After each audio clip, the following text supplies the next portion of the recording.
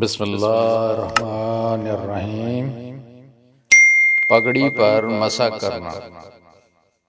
جب آپ وضو کرتے ہیں تو سر پر پگڑی، امامہ یا کوئی چیز ہے تو اس پر مسح کرنے کے بارے میں یہ نبی کریم صلی اللہ علیہ وسلم کی حدیث حاضر ہے۔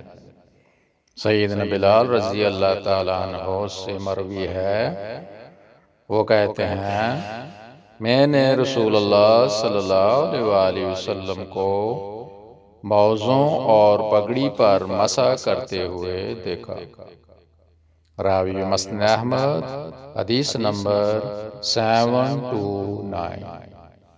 چینل کو سبسکرائب کر دیا کریں تاکہ آپ تک نبی کریم صلی اللہ علیہ وسلم کی اچھی اور پیاری باتیں آپ تک پہنچ سکیں۔